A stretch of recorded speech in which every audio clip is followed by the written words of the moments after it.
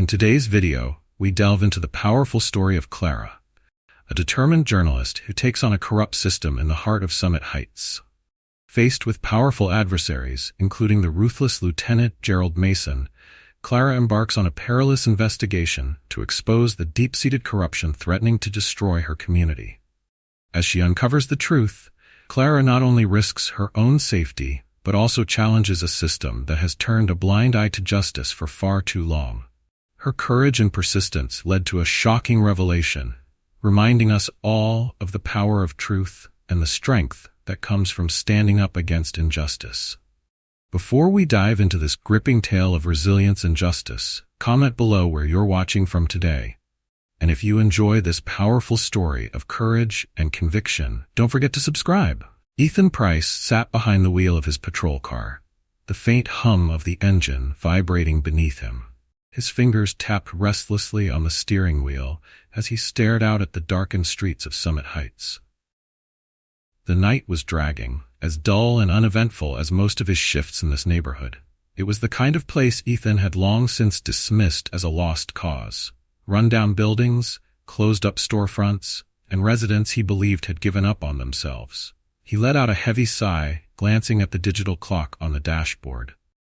"Still 3 hours to go," he muttered under his breath. The minutes crawled by, each one blending into the monotony of another aimless drive through streets he knew like the back of his hand. Summit Heights wasn't a place Ethan had ever wanted to patrol. In his mind, it was the kind of neighborhood that bred trouble. He had worked these streets long enough to think he could predict what would happen before it even started. Drug deals in dark alleys, petty thefts at the corner stores, and people who he thought refused to take responsibility for their lives. He didn't care much for nuance or circumstance. To Ethan, this was a war zone, and he was here to keep things in check. Just as he began considering pulling over for coffee, a figure outside a closed convenience store caught his eye. His gaze sharpened, his mind instantly on alert. An older black woman stood near the entrance, slightly hunched over. She held a plastic grocery bag in one hand and leaned heavily on a cane with the other. Her oversized coat dwarfed her small frame, and the brim of her hat cast her face into shadow. "What's she doing out here this late?" Ethan muttered. She didn't look like trouble at first glance. She was frail, elderly, and seemingly out of place. But Ethan's instincts, or what he liked to call his sixth sense, told him there was something wrong. He narrowed his eyes, scanning her movements as she shifted her weight from one foot to the other. Ethan had seen it all before, or so he thought. People in this neighborhood didn't need to be caught in the act to raise suspicion. Sometimes he believed their mere presence was enough. Pulling his squad car to a stop across the street, Ethan turned off the engine but left the lights running. He sat there for a moment, watching her from the shadows, feeling the familiar buzz of authority surge through him. She wasn't doing anything illegal. She was just standing there, her posture tired, her hands trembling slightly as she adjusted her grip on the cane. But in Ethan's mind, that didn't matter. Being in the wrong place at the wrong time was reason enough for suspicion. Reaching for his flashlight, he stepped out of the car, his boots thudding against the pavement. The noise seemed louder than usual in the stillness of the night, each step reverberating off the deserted street. He crossed the road quickly, his gaze locked on the woman as she remained unaware of his approach. "Hey," Ethan called out, his voice cutting through the quiet. The woman turned her head slowly, the brim of her hat tilting just enough for him to glimpse her face. Her eyes were calm, unreadable, and her silence only irritated him further. "What are you doing out here?" he demanded as he closed the distance between them, stopping a couple of feet in front of her. The woman straightened slightly, her grip on the cane steady. Her voice was soft but firm when she finally spoke. "I'm on my way home, officer." Ethan scoffed, the corner of his mouth twisting into a sneer. "Home? At this hour? Doesn't seem like a smart idea to be out here loitering. What's in the bag?" The woman lifted the grocery bag slightly, revealing its contents: a loaf of bread, a carton of milk, and a few canned goods. Her movements were deliberate, almost as if she had nothing to hide, and that irritated Ethan even more. "Groceries," she replied evenly. Ethan's jaw tightened. He didn't like her tone. She was too calm, too composed for someone being questioned by the law. "Show me your ID," he demanded, his voice hardening. For a moment, the woman didn't move. Then, with slow, deliberate motions, she reached into her coat and pulled out a worn wallet. She handed him her identification without a word, her eyes watching him carefully. Ethan flipped the ID over in his hand, reading the name aloud. Clara Johnson. The address on the card matched a nearby neighborhood, but that wasn't enough to dissuade his suspicions. He handed the card back to her, with a sharp flick of his wrist. "All right, Clara," he said, his tone dripping with condescension. "What's the real reason you're out here?" "I told you," she replied, meeting his gaze without a hint of fear. "I'm just trying to get home." Her calmness sent a surge of frustration through Ethan. People didn't talk back to him, not in this neighborhood, not in his jurisdiction. He was the authority here, and she needed to understand that. "You don't tell me how this works," Ethan snapped, stepping closer until they were nearly chest to chest. "You don't belong out here, not at this hour. Don't make me have to remind you who's in charge." Clara's expression didn't waver. "Officer," she said softly, "there's no need for threats. I haven't done anything wrong." Her words struck a nerve. Ethan's pulse quickened as his hands twitched at his sides, itching to reassert the control he felt slipping through his fingers. This woman, this frail, unassuming woman, was making him feel small and powerless, and it enraged him. "Let me tell you something," he hissed, leaning in closer. "You don't get to stand here and talk to me like that." For a moment, Clara said nothing. She simply studied him, her calm gaze steady and unyielding. Then, with a quiet certainty, she replied, "You don't know who you're talking to, Officer Price." The words sent a chill down Ethan's spine, though he quickly dismissed the unease. He didn't need to know who she was. He just needed to remind her that he was in control. "You'd better start showing some respect," Ethan growled. But Clara didn't flinch. She held his gaze, her voice cutting through his threats like a blade. "Respect isn't something you demand, officer. It's something you earn."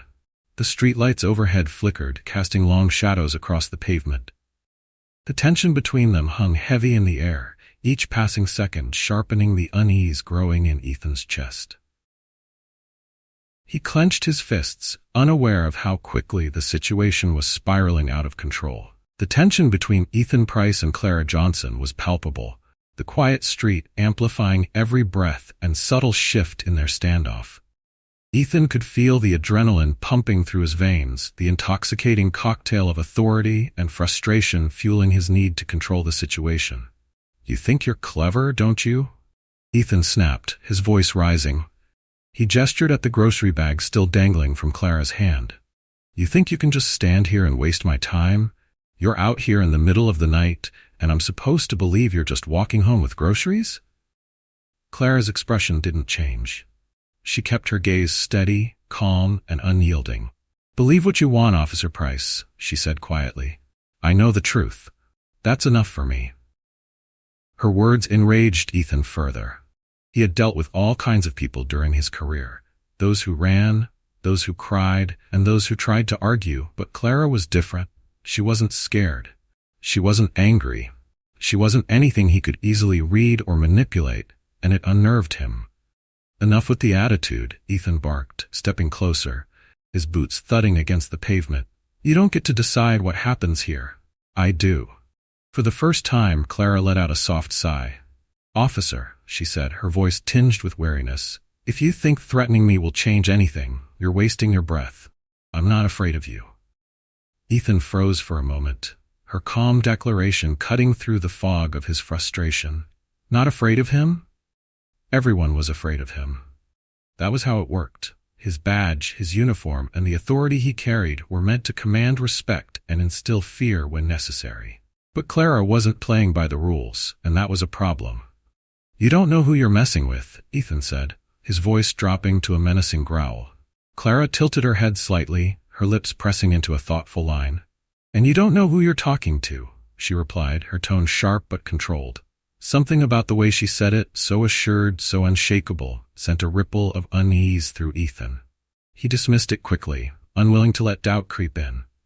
"This ends now," Ethan spat. He reached out and grabbed Clara's arm, his grip firm, almost punishing. Clara's body jerked slightly at the force, her cane wobbling as she struggled to steady herself.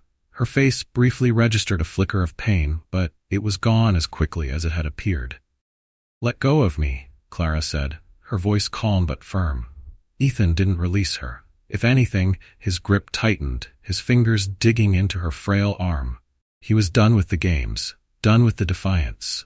He was going to make her understand who was in charge. "You think you can stand here and disrespect me?"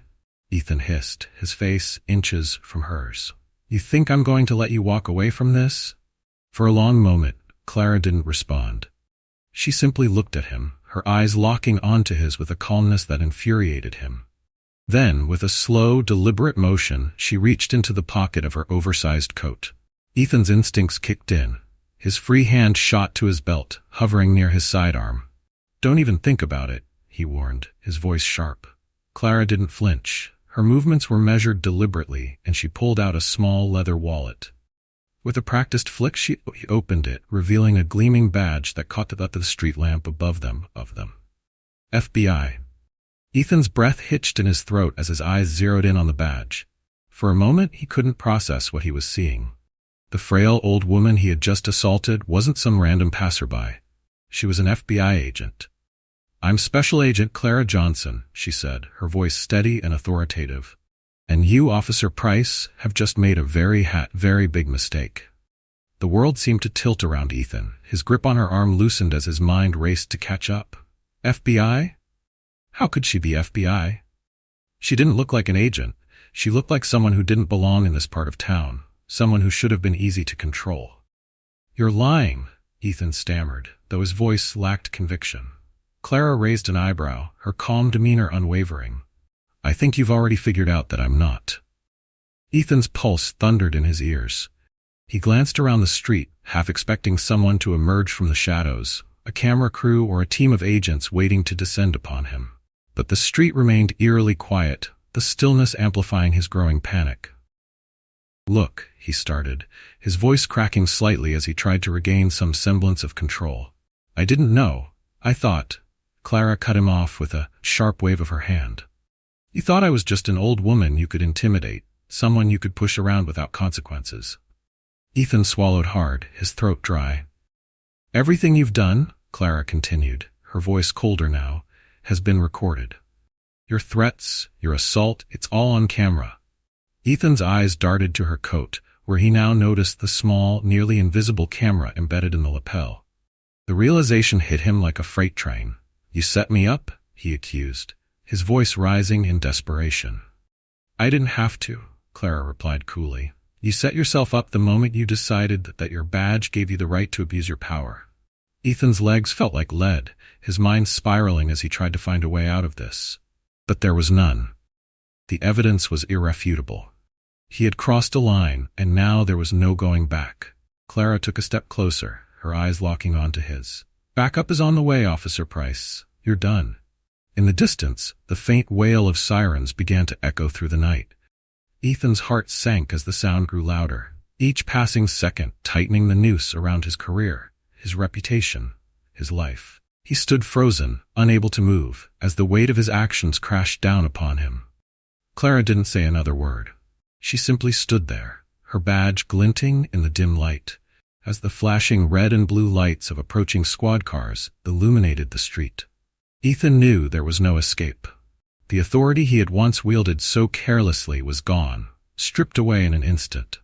As the first car screeched to a halt and the officers stepped out, Clara turned to them, her voice calm but commanding. "Arrest him," she said simply. Ethan didn't resist as the cuffs were placed around his wrists, the cold metal biting into his skin. For the first time in his career, he found himself on the other side of the law. And it was terrifying.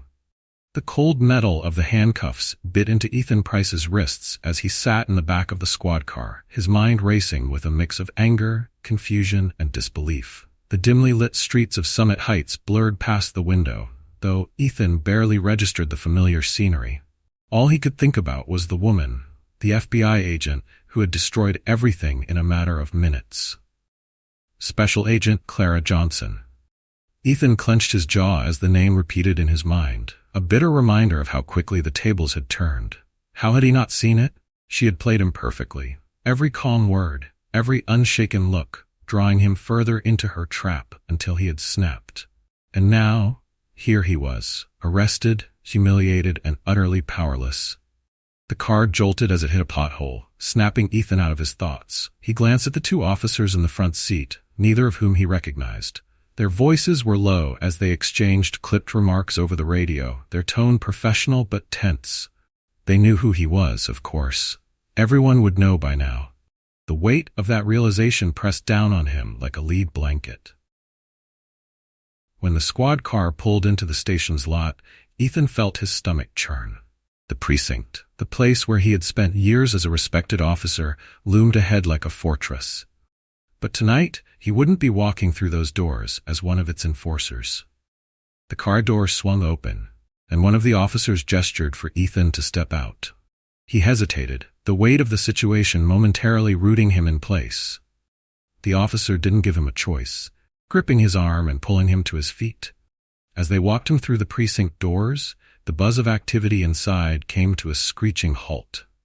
Conversations stopped mid-sentence, heads turned, and a palpable wave of disbelief rippled through the room. "Is that Price?" one voice whispered, barely audible over the oppressive silence. "No way," another murmured, the tone laced with shock. Ethan kept his eyes down, avoiding the stares of his colleagues, former colleagues now, he supposed. The same people who had once respected him, who had laughed at his jokes and trusted him on patrol, were now watching him with a mix of curiosity and disgust. The walk to the processing desk felt like an eternity. Ethan could feel the whispers trailing behind him like ghosts, each one slicing deeper into his pride. When they finally reached the desk, the processing officer, a stern-faced man named O'Connell, stared at Ethan for a long moment before letting out a heavy sigh. "Price," O'Connell said flatly, shaking his head. "Never thought I'd see you sitting here." Ethan didn't respond. What could he say? That this was all a misunderstanding? That it wasn't his fault? No one would believe him, not with Clara's badge and the camera she had been wearing. "Name?" O'Connell asked, though the question felt more like a formality than a genuine inquiry. "Ethan Price," he muttered, his voice barely audible. O'Connell jotted it down without looking up. "Charges are pending," he said, his tone clipped. "But assaulting a federal agent? That's the big one. You're looking at serious time, Price." The words hit Ethan like a punch to the gut. Serious time. He had spent years locking people up, sending them to courtrooms where judges handed down sentences without hesitation. And now, the thought of being on the receiving end of that system filled him with a fear he couldn't shake. After being fingerprinted and photographed, Ethan was escorted down a narrow hallway toward the holding cells. The familiar sights and smells, sweat, disinfectant, and the faint tang of despair felt suffocating now. He had walked this corridor hundreds of times before, leading suspects to their temporary confinement. But this time, the roles were reversed, and the irony wasn't lost on him. The cell door swung open with a loud metallic clang, and Ethan was shoved inside. The door slammed shut behind him, the finality of the sound echoing in his ears. He sank onto the narrow cot, his head in his hands. The cold, unyielding concrete walls felt like they were closing in on him, the silence broken only by the faint murmur of voices from down the hall. For the first time in his career, Ethan Price felt powerless. Hours passed, though Ethan had no way of knowing how many. Time seemed to blur in the suffocating stillness of the cell. His mind spiraled, replaying the night's events over and over like a broken record. How had it come to this? He had been doing his job, hadn't he? Keeping the streets safe, asserting control where it was needed. But the more he tried to justify his actions, the more hollow the excuses felt. Deep down, he knew he had crossed a line, not just tonight, but countless times before. A sudden noise from the hallway jolted him out of his thoughts. The sound of approaching footsteps grew louder, and Ethan's heart began to race. He expected to see one of his colleagues, maybe even Lieutenant Gerald Mason, coming to offer some kind of support or reassurance. But it wasn't Mason. Special Agent Clara Johnson appeared in front of the cell, her expression calm but unreadable. The bruise on her cheek was more pronounced now, a stark reminder of the moment Ethan had lost control. "Agent Johnson," Ethan said, his voice cracking slightly. Clara didn't respond immediately. She simply stood there, her hands clasped behind her back, her gaze steady. When she finally spoke, her tone was measured, almost clinical. "I hope you've had some time to think, Officer Price."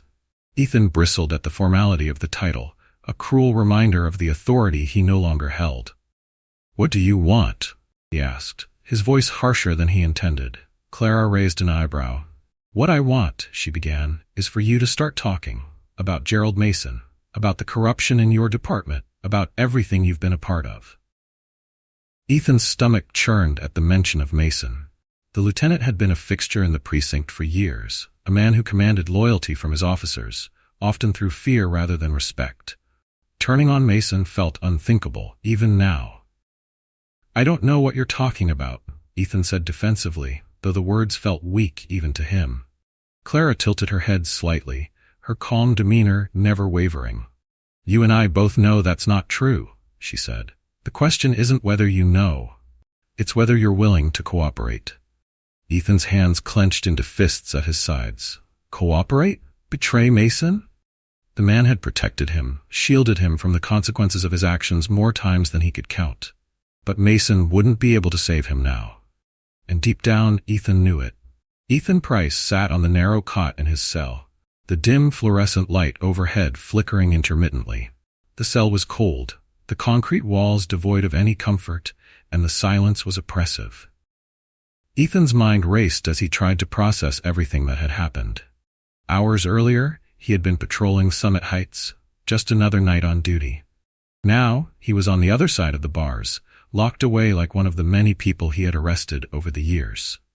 The bitter irony wasn't lost on him. He shifted uncomfortably, running a hand through his hair. The stale air of the holding area was heavy with the scent of sweat and disinfectant, and the faint sound of footsteps echoed down the hall. Every time the steps grew louder, his chest tightened, expecting someone to come for him, to drag him out for questioning, or worse, to tell him his fate had already been sealed. Ethan wasn't used to this feeling. He had always been the one in control, the one calling the shots. Now he was at the mercy of a system he had once thought was unshakable, a system he had wielded like a weapon against others. For the first time in years, Ethan found himself reflecting on his actions. He had spent so much of his career justifying his behavior, convincing himself that he was doing what was necessary to keep order. But sitting alone in that cell, he couldn't ignore the nagging voice in the back of his mind, the one that questioned whether he had gone too far. He thought about the people he had confronted over the years, the ones he had bullied, intimidated, or arrested without cause. They had always seemed so small, so powerless, and he had told himself that he was just doing his job.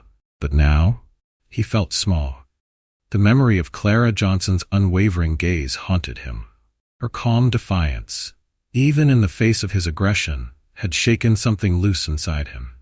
She hadn't been afraid of him, not for a moment, and that, more than anything, had driven him to lash out. "What the hell was I thinking?" he muttered to himself, his voice barely audible in the empty cell block. The sound of footsteps approaching pulled Ethan from his thoughts. He looked up, his body tensing as the cell block door creaked open.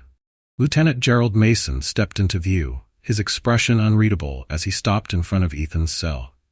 "Mason," Ethan said, relief and apprehension mingling in his voice.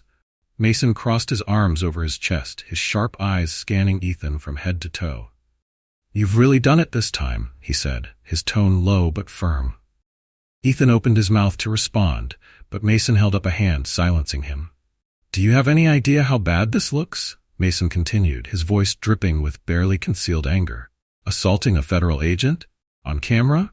You've handed them everything they need to tear this department apart." "I didn't know who she was," Ethan said defensively. "I thought she was just some—" "Save it," Mason snapped, his tone cutting through Ethan's excuses. "It doesn't matter what you thought. What matters is that you let your temper get the best of you." Again, Ethan's stomach churned at Mason's words. The lieutenant had always been a steady presence in the precinct, someone who commanded respect and fear. Mason had covered for Ethan more times than he could count, smoothing over complaints, burying internal investigations, and ensuring that nothing ever stuck, but this time felt different.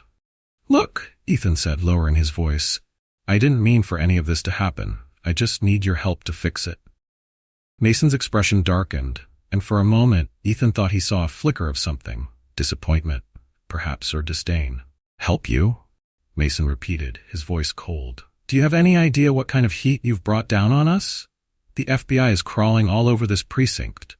They're looking at everything, every complaint, every case, every officer, and you're at the center of it." Ethan's throat tightened.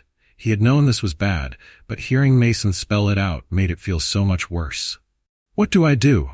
Ethan asked, his voice barely above a whisper. Mason leaned in slightly, his tone dropping to a menacing whisper. "You keep your mouth shut, that's what you do. You don't say a word about me or anyone else in this department, you understand?" Ethan hesitated, his mind racing. He knew what Mason was asking of him. Loyalty, silence, the same things Mason had demanded from him and the other officers time and time again. But this time, the stakes felt higher. "Mason," Ethan began, but the lieutenant cut him off. "Don't," Mason said sharply. "Don't even think about it. You think the FBI is going to save you? They'll chew you up and spit you out the second you're no longer useful. But me? I've always had your back, Price. Don't forget that." Mason turned and walked away, his footsteps echoing in the empty hallway. Ethan watched him go, his thoughts a whirlwind of confusion and fear. He knew Mason was right about one thing. The FBI wouldn't cut him any slack unless he gave them something in return. And the only thing he had to offer was Mason. But turning on Mason felt like betrayal.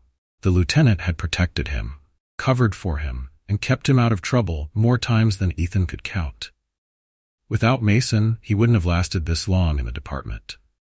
Yet, the alternative was equally grim. The FBI had all the evidence they needed to put him away for a long time. If he stayed silent, he would take the fall for everything, not just his actions, but the corruption that ran through the entire precinct. For the first time, Ethan felt the full weight of the choices before him. As the hours dragged on, Ethan replayed Mason's warning in his mind. He knew he had to make a decision, but fear paralyzed him. Every time he thought about cooperating with the FBI, Mason's voice echoed in his ears, a chilling reminder of the consequences. But then he thought of Clara Johnson. Her calm, piercing gaze. Her words, "Respect isn't something you demand, it's something you earn." For the first time in a long time, Ethan wondered if there was a way to earn it back. The precinct was unusually quiet, the hum of activity replaced by a tense stillness. Lieutenant Gerald Mason sat in his office, his elbows resting on his desk, his fingers steepled as he stared at the blinds covering his window. The muffled sounds of passing officers drifted through the door, but Mason didn't acknowledge them. His mind was elsewhere, calculating his next move. The arrest of Ethan Price had sent shockwaves through the department. Word spread fast.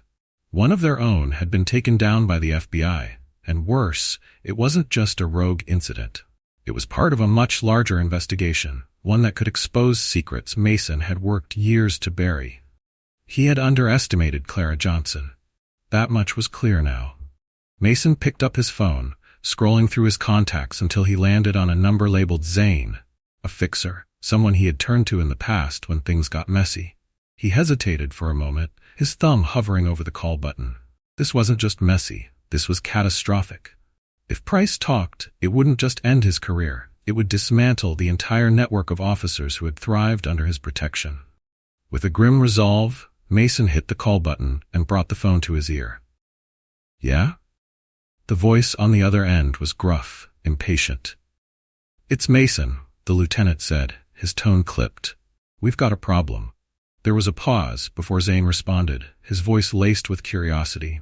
"The kind of problem that needs to disappear?" Mason glanced at the door to ensure it was still closed before replying. "Potentially. Price is in lockup and the feds are circling. If he flips, everything comes crashing down." Zane let out a low whistle. "Price, huh? Never thought he'd be the one to crack. What do you want me to do?" "Keep an eye on him," Mason said, his voice firm. "I need to know what he's saying, who he's talking to, and if he so much as hints at mentioning my name." He trailed off, leaving the implication hanging in the air. "Understood," Zane replied without hesitation. Mason ended the call and leaned back in his chair, the weight of the situation pressing down on him. He had built his career on controlling the narrative, on making sure that the people around him stayed in line. But Clara Johnson had changed the rules. She wasn't someone he could intimidate or silence easily, and that made her dangerous. Meanwhile, Clara Johnson and her team were working tirelessly in their temporary FBI office. The walls were plastered with maps, photographs, and timelines, each one a piece of the puzzle they were assembling. Clara stood in front of a corkboard, her arms crossed as she reviewed the latest evidence they had collected. Gerald Mason's name was circled in bold red marker, the centerpiece of their investigation. "He's the linchpin," Clara said aloud, addressing Special Agent Daniel Reyes, her colleague. "Mason isn't just covering for Price. He's running the entire operation, burying complaints, protecting dirty cops, and using his position to profit from it all." Reyes nodded, flipping through a stack of reports. "We've got enough to tie him to the corruption, but we need more if we want to nail him for obstruction. He's careful, doesn't leave much of a trail." Clara tapped a finger against the corkboard, her gaze narrowing. "Price is the key. He's seen everything. If we can get him to talk, Mason doesn't stand a chance." Reyes hesitated before responding. "And if he doesn't?" Clara's expression hardened. "Then we find another way. Mason's gotten away with this for too long. We're not letting him walk." Back at the precinct, Mason called a meeting with a handful of his most trusted officers.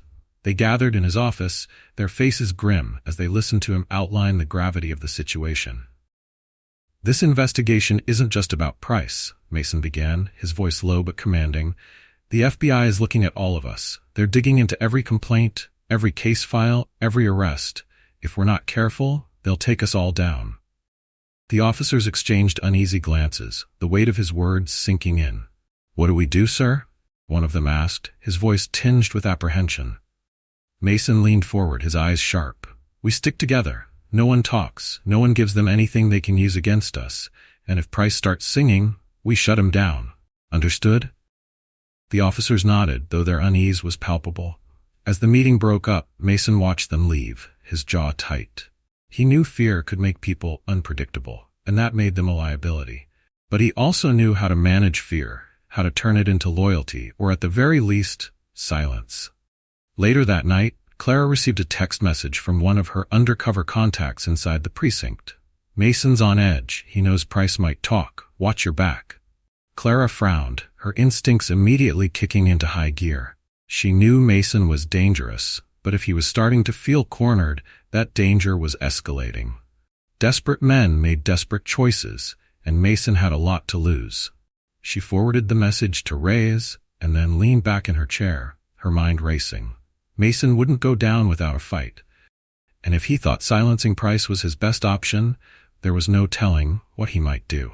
In the shadows of Summit Heights, Zane received his instructions from Mason with a clarity that left no room for misinterpretation. The fixer wasn't new to these kinds of requests. He had handled problems for people like Mason before, and he knew exactly how to make them disappear. But this time, something felt different. There was a level of desperation in Mason's voice that Zane hadn't heard before, a thin crack in the lieutenant's usually unshakable confidence. "What about the feds?" Zane asked, his tone measured. "Don't worry about them," Mason replied curtly. "Just make sure Price doesn't talk." Zane smirked, though it didn't reach his eyes. "Consider it done." As he hung up the phone, Zane began planning his next move. He wasn't worried about Price. He was just another pawn in the game. What Zane cared about was the payoff, and Mason was paying well. Back in her office, Clara stared at the map pinned to the corkboard.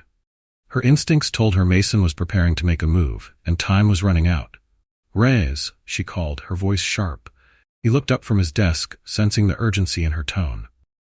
"We need to move Price to a secure facility," Clara said. "Tonight." Reyes frowned. "Do you really think Mason would try something?" "I don't think," Clara replied. "I know, and if we wait until morning it might be too late." Reyes nodded, already reaching for his phone to coordinate the transfer. Clara's mind raced as she considered their next steps. Mason was playing a dangerous game, but she wasn't about to let him win. The early hours of the morning cloaked Summit Heights in an eerie stillness. A thick tension hung in the air, palpable even to those unaware of the high-stakes game unfolding behind closed doors. For Clara Johnson, It felt like time was running out. She arrived at the city lockup with a sense of urgency, her FBI credentials getting her past the guards without question. The precinct felt different tonight, quieter than usual, as if the building itself was holding its breath. Clara made her way to the holding area where Ethan Price was being kept. The sound of her footsteps echoed in the empty hallway, her instincts screaming that something wasn't right. She reached the heavy metal door of the cell block and paused, taking a moment to steel herself before pushing it open. Inside, the lights flickered ominously, casting long, shifting shadows across the floor. The row of cells stretched out before her, most of them empty. Her eyes locked onto the last cell at the far end, where Price was supposed to be. The door was ajar. Clara's hand flew to her sidearm as she rushed forward, her heart pounding in her chest. She reached the open cell and froze, the breath catching in her throat. Ethan Price lay motionless on the floor, his body twisted awkwardly as if he had collapsed mid-step. His face was pale, his eyes half open, staring vacantly at the ceiling. For a moment, Clara's mind struggled to process what she was seeing. She dropped to her knees beside him, holstering her weapon as she checked for a pulse. Her fingers pressed against the cold skin of his neck, trembling slightly as she waited for a sign of life. Nothing. "No," Clara whispered, the word barely audible as it escaped her lips. She leaned back, her hands shaking as the gravity of the situation settled over her. Ethan Price was dead. Her eyes darted around the cell, searching for any clue as to what had happened. There were no signs of a struggle, no blood, no visible injuries. It was as if he had simply stopped. But Clara knew better. This wasn't natural. Clara stood, her gaze hardening as she pulled out her phone to call Daniel Reyes. The line rang twice before he picked up, his voice groggy but alert. "Clara, what's going on?" "Price is dead," she said flatly, forcing herself to keep her voice steady. There was a long pause on the other end before Reyes spoke again, his tone filled with disbelief. "Dead? How?" "I don't know yet," Clara admitted, glancing back down at the lifeless body. "There are no obvious signs of trauma, but this wasn't an accident. Mason's behind this. I'm sure of it." Reyes swore under his breath. "Do we have anything to tie Mason to this?" "Not yet," Clara said, her frustration evident. "But we need to move fast. Price wasn't the only loose end. If Mason's willing to go this far, no one else is safe." Reyes hesitated before responding. "I'll put the team on high alert. We'll start pulling Mason's phone records, checking his contacts, anything that could connect him to Price's death." "Good," Clara replied.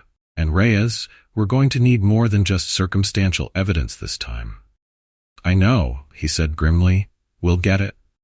Clara ended the call and slipped her phone back into her pocket, her jaw tightening as she turned to leave the cell.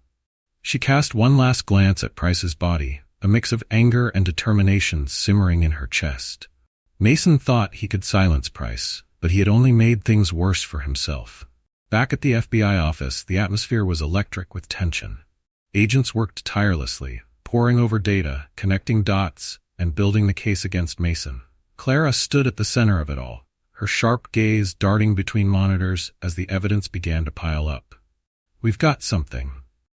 Reyes called out, motioning for Clara to join him at his desk. She crossed the room quickly, leaning over his shoulder as he pointed to a series of phone logs on his screen. "Mason made 3 calls last night to a burner phone," Reyes explained. "We traced the number to a known enforcer, Victor Kane. He's got a history of making problems disappear for the right price." Clara's pulse quickened. "Do we have a location on him?" "Working on it," Reyes said. "But if Kane's involved, that's our link to Mason. We flip him, and we've got everything we need." Clara nodded, her mind racing. Mason had overplayed his hand. By bringing in someone like Kane, he had left a trail, one the FBI could follow straight to his doorstep. As the team worked to locate Victor Kane, Clara found herself alone in the conference room, staring at the board filled with evidence. Photographs of Mason, Price, and other officers from the precinct were pinned alongside timelines and maps, the threads of corruption woven together in a tapestry of deceit. She couldn't shake the image of Price's lifeless body from her mind. He had been a cog in Mason's machine, yes, but he had also been her way in. He had known the inner workings of the precinct better than anyone, and now that knowledge was gone. Her phone buzzed, pulling her from her thoughts. It was a text from Reyes. "We've got Kane.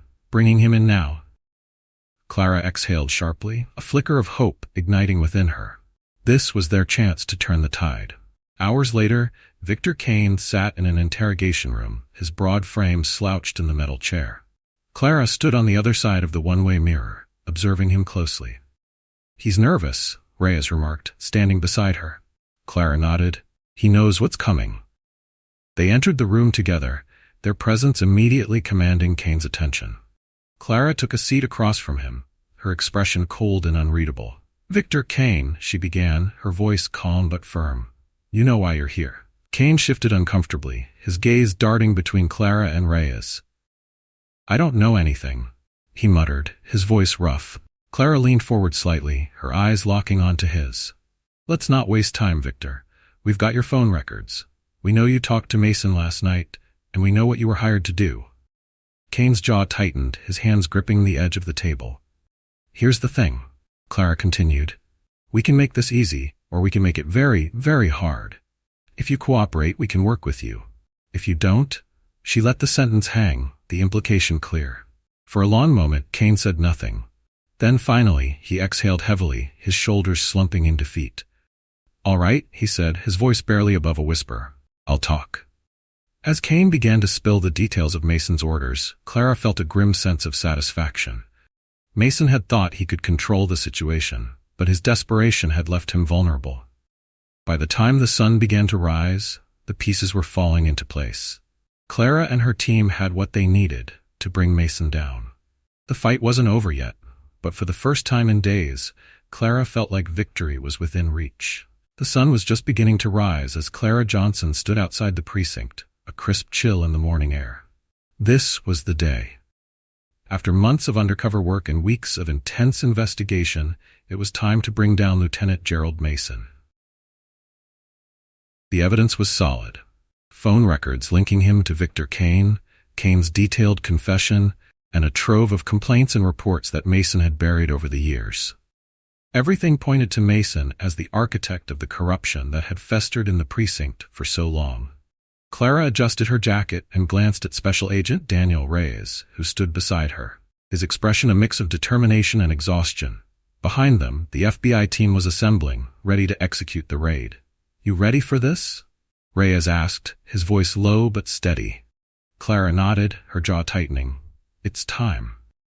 The team entered the precinct with precision, their badges displayed prominently as they moved through the front doors. The officers behind the desk froze, their eyes widening as they realized what was happening. "FBI," Reyes announced, his voice carrying authority. "Nobody move." Agents fanned out, securing exits and ensuring that no one could interfere with the operation. Clara led the way down the main hallway, her heart pounding as they approached Mason's office. The door was closed, but muffled voices could be heard from inside. Clara raised her hand, signaling for the team to stop. She stepped forward and knocked sharply on the door. "Lieutenant Mason," she called out. "This is the FBI. Open the door." The voices inside fell silent. A long moment passed before the door creaked open, revealing Mason standing in the doorway. He looked calm, too calm, as his eyes swept over the agents behind Clara. "What's this about?" he asked, his voice steady but tinged with annoyance. "You know exactly what this is about," Clara said, stepping closer. "You're under arrest for conspiracy, obstruction of justice, and the murder of Ethan Price." Mason's jaw tightened, but he didn't resist. He stepped aside, allowing the agents to enter his office. Reyes moved forward, producing a pair of handcuffs. "Turn around," Reyes ordered. For a moment Mason hesitated, his eyes locking onto Clara's with a flicker of defiance. Then, slowly, he complied, turning and placing his hands behind his back. As the cuffs clicked into place, Clara felt a wave of satisfaction. Mason's reign was over. While Reyes led Mason out of the office, Clara and a small team began searching through his belongings. His desk was meticulously organized, but Clara knew better than to trust appearances. Mason was careful, but no one was perfect. She rifled through drawers, flipping through documents and opening files. Most of it was routine paperwork, reports, schedules, and departmental memos. But tucked away in the bottom drawer, hidden beneath a stack of folders, Clara found something that made her pause. It was a small, leather-bound notebook. Clara opened it, her eyes scanning the handwritten entries. Names, dates, and amounts were scrawled across the pages in neat rows. It didn't take long for her to realize what she was looking at. "It's a ledger," she muttered, holding it up for the others to see. "This documents years of payouts, bribes, and favors." Reyes, who had returned to assist with the search, leaned over to examine the notebook. "This is huge," he said, his voice filled with urgency. "It's the roadmap to everything Mason's been doing." Clara nodded, tucking the notebook into her jacket. "We've got him now." Outside the precinct, a crowd had gathered. News of Mason's impending arrest had spread quickly, drawing reporters, photographers, and protesters to the scene. As Mason was led out in handcuffs, the crowd erupted. Some people cheered, their voices filled with vindication, while others shouted in anger, demanding more accountability. Mason kept his head down, his face a mask of defiance as he ignored the flashing cameras and shouting voices. Clara followed close behind, her presence a reminder of the investigation that had brought him down. As she stepped outside, the crowd's attention shifted to her, their cheers and shouts growing louder. For a moment, Clara felt the weight of the moment settle over her. This wasn't just about Mason. This was about dismantling a system that had allowed men like him to thrive for far too long. The FBI team regrouped later that day, the energy in the temporary office buzzing with a mix of relief and exhaustion. Mason was in federal custody, and the evidence they had collected was enough to ensure he wouldn't walk free anytime soon. Clara stood in front of the corkboard, her arms crossed as she reviewed the latest updates. "We did it," Reyes said, stepping up beside her. Clara nodded, though her expression remained serious. "Mason's down, but this isn't over. There are still others in the precinct who were part of this. We need to make sure they don't slip through the cracks." Reyes sighed, rubbing the back of his neck. "You think they'll try to cut deals?" "Maybe," Clara said. "But we're not done yet. We take down everyone who had a hand in this." Later that night, Clara found herself alone in the office, the hum of fluorescent lights the only sound in the otherwise quiet room. She sat at her desk, flipping through the pages of Mason's ledger. Each name represented someone who had been complicit in the corruption, someone who had turned a blind eye or actively participated in Mason's schemes. But it wasn't just about the names in the ledger. It was about the people who had been hurt, the victims of a system that had failed them. Clara thought of Ethan Price. He had been a part of that system, but he had also been a victim of it. He had been trapped, unable to escape the cycle of corruption until it was too late. With a deep breath, Clara closed the ledger and set it aside. There was still work to be done, but for the first time in weeks, she felt a sense of progress. The fallout from Lieutenant Gerald Mason's arrest was immediate and widespread. News of his corruption and the subsequent charges against him rippled through Summit Heights, shaking the precinct to its core. Clara Johnson watched the media coverage from her desk at the FBI office, the headlines scrolling across the bottom of the screen. Police lieutenant arrested in corruption scandal, FBI investigation targets systemic misconduct, and justice for victims of police abuse. Protests erupted in front of the precinct, the energy fueled by years of frustration with a system that had failed to protect the community. Clara could hear the chants from her temporary office, the voices of residents demanding accountability ringing loud and clear. Justice for all. No more corruption. Hold them accountable. The anger was palpable, but so was the hope. For the first time in years, the people of Summit Heights felt like change was possible. Inside the precinct, the mood was grim. Officers moved through the halls with their heads down, avoiding eye contact as whispers spread like wildfire. Mason's arrest had thrown the department into chaos, and everyone was on edge, wondering who might be next. Clara arrived at the precinct with Reyes and a team of agents to oversee the next phase of the investigation. They were there to collect additional evidence, conduct interviews, and ensure that no stone was left unturned. As Clara walked through the building, she noticed the tension in the air. Officers she passed avoided her gaze, their faces a mix of guilt, fear, and anger. "They're scared," Reyes said quietly as they made their way to Mason's now sealed office.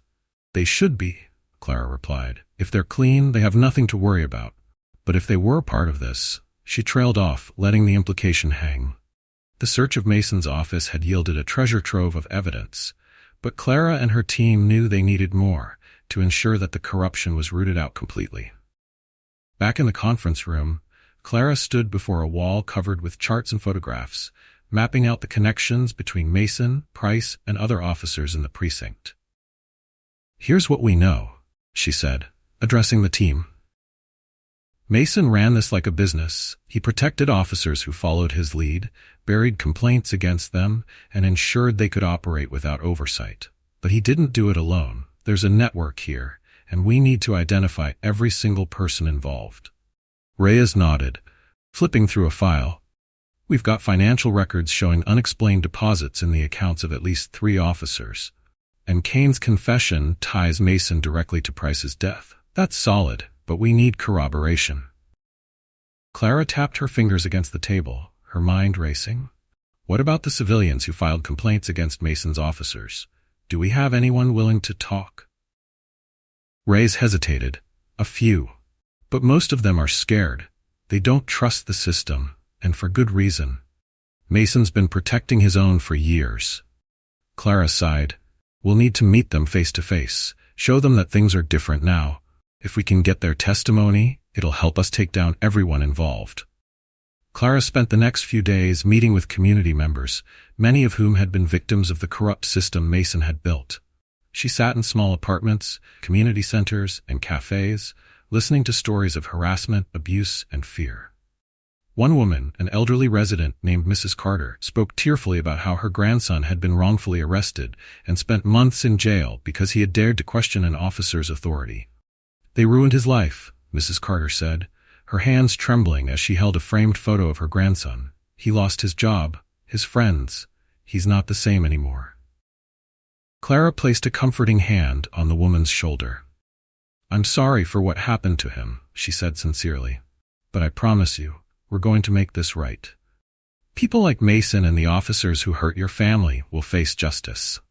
Within the precinct, the FBI's presence sent shockwaves through the ranks. Officers who had once felt untouchable now found themselves under scrutiny.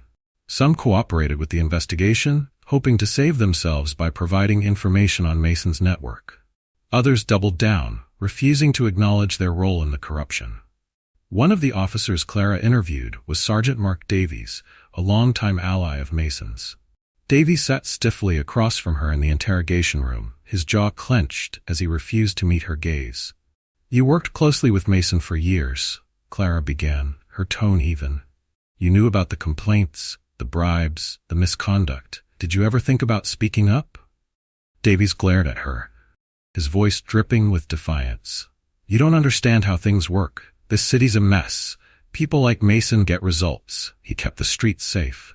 By abusing his power," Clara shot back, "by hurting innocent people and protecting officers who broke the law." Davies leaned forward, his expression hard. "Sometimes you have to break the rules to get the job done. That's just how it is." Clara stared at him, her anger simmering beneath the surface. "Not anymore. That era is over, and if you were part of it, you'll be held accountable."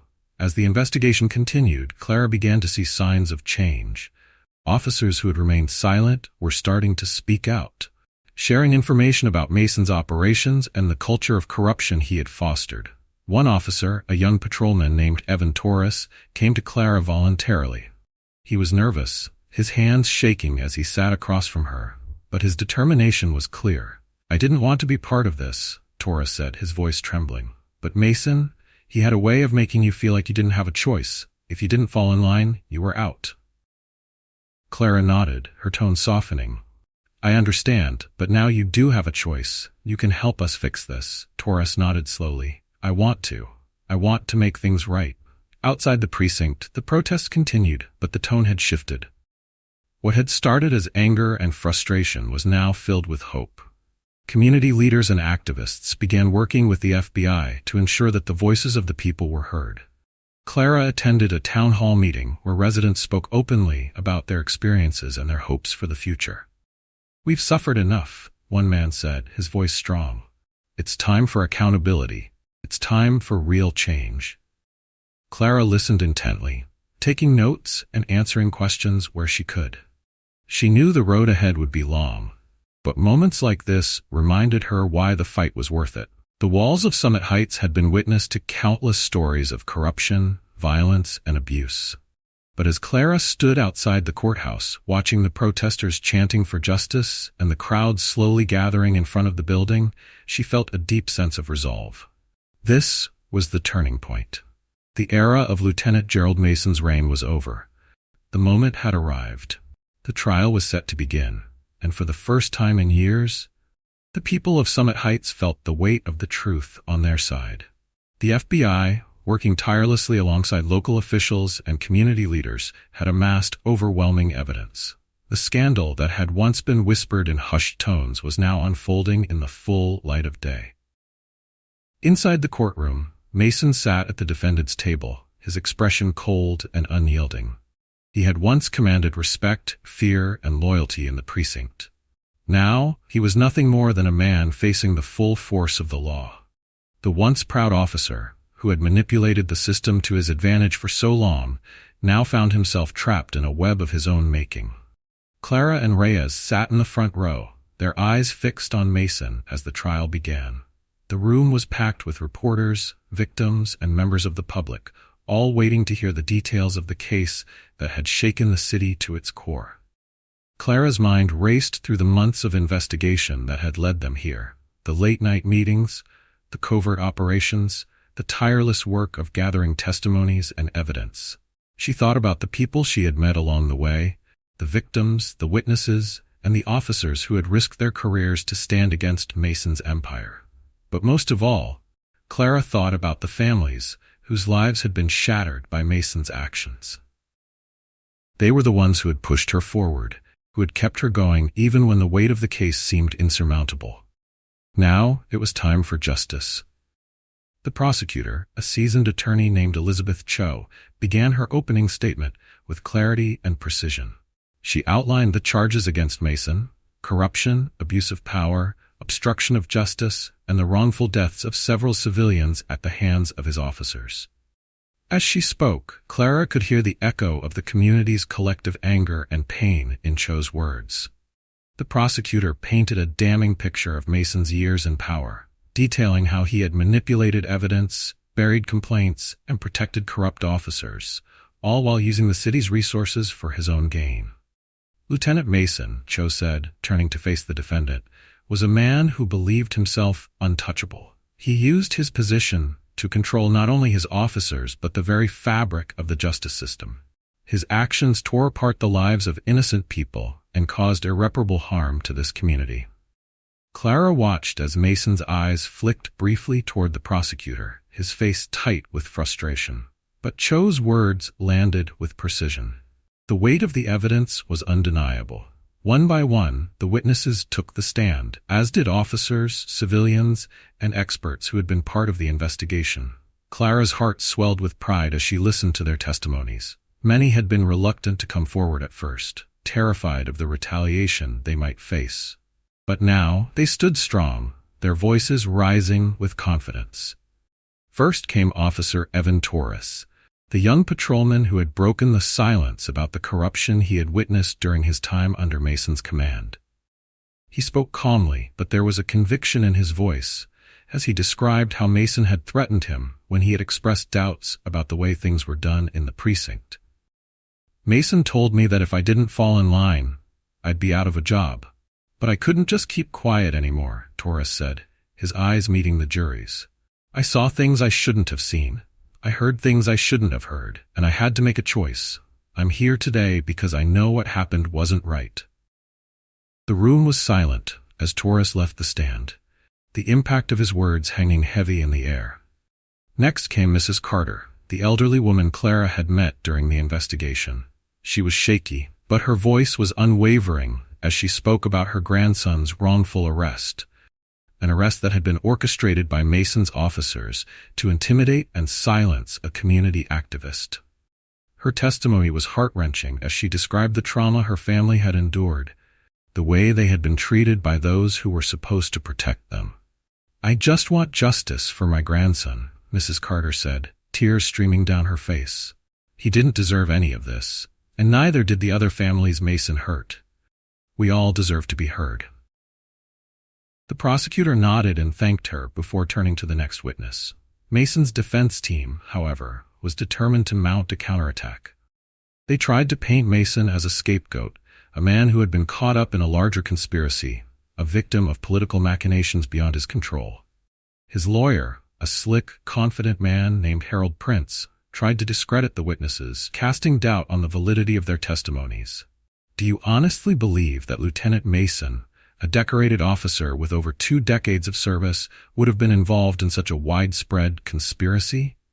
Prince asked the jury. "This is a man who has devoted his life to protecting this community. The real question is, who benefits from taking him down?" Clara watched as Prince tried to sow seeds of doubt in the minds of the jury. He was smooth, well-spoken, and polished, but his arguments fell flat. The weight of the evidence was too overwhelming. Every piece of testimony, every document, every confession pointed directly to Mason. Clara knew there was no way Mason could escape the truth now. He had lied, manipulated, and used his power for years, but in the end, it was his own actions that led to his downfall. As the trial dragged on, Clara remained focused. She knew they were close. She knew they had built a case that was nearly irrefutable. The jurors filed into the room after days of deliberation, their faces grim but resolute. Clara's heart pounded in her chest as she braced herself for the decision that would shape the future of Summit Heights. The judge addressed the jury, asking if they had reached a verdict. "We have, Your Honor," the foreman said. "We find the defendant, Lieutenant Gerald Mason, guilty on all charges." The room erupted into murmurs of relief and disbelief. The community, the victims, and the officers who had fought for justice were now witnesses to the collapse of an empire built on corruption and fear. Clara felt a sense of finality wash over her. Mason had fallen, but this was not the end. It was a new beginning.